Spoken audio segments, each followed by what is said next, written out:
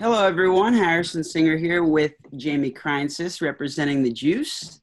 And we have a very, very, very special guest with us over, at least virtually, over Zoom at the moment. And that special guest is the one and only Gus Dapperton. Gus, how are you today? I'm doing good. How about you guys? Not bad. Can't complain. You know, Hanging in. quarantine things and whatnot. But we're just gonna be sitting down with Gus and asking him, a few questions about his music, about his, about his life, and I guess what he's been up to lately, and so on and so forth. But I guess I wanted to start with the humble beginnings, right? So you're from Warwick, New York, originally, right? Yeah, Yeah. So what was life like growing up there, as a kid and it beyond? was it was weird because it's only an hour and a half from New York City, which is virtually one of the most artistically eclectic places on earth, and for some reason it felt so like um, excluded from that. Even though it was so close, it felt really rural and conservative. And I guess uh, growing up, I think kids in general are a little bit discouraged from like trying new things that they're not naturally good at. I feel like kids are encouraged to pursue things that they're good at, and that they're seeing like doing at an early age. But yeah, I feel like I liked growing up there. I have a lot of good friends that are still my friends. Like my bandmates are all from the town and whatnot. But overall, um, it was a little discouraging to like pursue art the way I wanted to. But I don't think if it was for anything else, I don't think I'd be here where I am now and like be this passionate about art. So Was music that sole focus of how to kind of creatively express yourself? yeah, definitely. I did like all sorts of things, but I felt like I had the most control, I guess, with music. I Hmm. used to like film and edit and make like videos and then paint and draw, but I feel like music, there were more possibilities within my reach and like, yeah. Remember that first time like you ever took a crack at making music, or what exactly was that inspired you, and how'd it go when you did it? Yeah, so uh, in eighth grade, we had like a songwriting contest that we were prompted to do in our music class, and they just had got like 8 like MacBook computers and called it like a Mac lab, like it was in our middle school in eighth grade, and we all were like pretty much forced to like do vocals and like produce a song in GarageBand. But the winner of the competition got to go on the town radio station, and I Oh, got really into it and just did it super hard. And also like I was familiar with like editing softwares and at least like cutting and copy and pasting. So I feel like I was like pretty like keen on the computer already. And yeah, I just like I went for it. I ended up winning the contest and going on the town radio I was station. gonna ask, yeah. So yeah, then I was like, oh, I want to do this for the rest of my life. Yeah, well, congratulations on winning that competition. I guess a Thanks. late congrats. But yeah, Jamie, what do you got? I guess following up. Cool. Yeah, so, at the Juice, we do our homework over here. So we heard your mom's a teacher and your dad's a healthcare worker. So Hmm. it's like both your parents, they chose careers that, help people. So it's clear that you're following in their footsteps with your craft. So like, how would you say that your parents have helped you in your pursuit of music and your career? Well, I guess in general, my parents have always been really supportive, and even like when at first, they were startled or surprised at like the things I wanted to do, they still like sat back, like thought about it, like read things about it, and then like in the end it ended up supporting me, and I'm really fortunate to have parents who did that because not everyone does. But I'd say like I don't know, my parents were always I don't know, just like taught me to respect people and to put in the work because the work will pay off. And Yeah, I'm like really fortunate just to have a good family relationship with my family and my sister as well, and me and her do music together. So I think just like an overall support and like the sky, just like I guess the feeling that like the sky is the limit, helped me. So I gotta ask, what was Yeah. what was their first reaction when you brought up? I'm assuming at least you brought up to them before you did. Dropping out of Drexel to pursue music. What did they first think of that, and what kind of went into that decision? I mean, they were kind of more, I mean, they didn't really like, they didn't really, I was like, listen guys, I can't do this anymore. Mhm. And they weren't stoked on it, but I think they were more, I guess, startled in high school when I just wanted to like quit everything I was doing and just do music. I was like, I just want to make beats. Like that's all I want to do with my life. Um, which is like on paper, sounds kind of, I don't know, not great, but I mean, it's a valid lifestyle. But It worked out though, so yeah, at least it but worked no, out. yeah, I mean, I kind of like, I was at least when I was at Drexel, I was at least like playing shows and like playing at kind of like notable venues. Even though I didn't have like crowds coming in, I still was like getting gigs. So they could see that I was like a performer at least, and that I also like got a job right away doing like live sound when I dropped out. I was getting paid decent money like at this like venue, so they were kind of okay with it. And then once my music started getting traction, they were chill.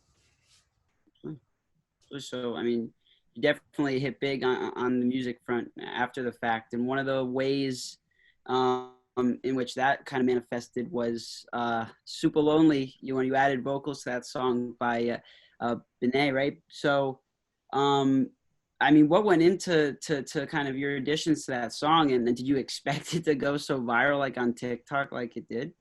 Yeah, so like before that I hadn't really done too many collaborations, like hardly any really, because I kind of just wanted to really like focus on my own music, and I needed to prove something to myself before I kind of stepped outside the box. And then like her people are like good friends of mine, and they reach out and we're like, hey, we're like big fans, and we think you would sound really good on this song. And I'm a fan of hers, and I listened to the song and I could pretty much hear myself immediately on it. And they had this really nice open section and pretty much came instantly. I recorded it really quick, sent it over, and they're like, wow, this is great. And I added some like synths at the end and like these other vocal harmonies and things. But yeah, it was a pretty seamless collaboration. I hadn't even met her in real life, just kind of we were just working back and forth online. And I think when I heard it, I definitely knew it was gonna do good. She also was kind of, growing really fast, and her fan base, I think, was going to relate to that song a lot. So I didn't expect it. Like I guess that was there hadn't been a TikTok viral song yet, like really when we started making the song. So I didn't even think of those kind of possibilities really. And then like TikTok started going crazy like a couple months later and whatever. And then all of a sudden it just popped off. So it also definitely had to do with timing, and all that. But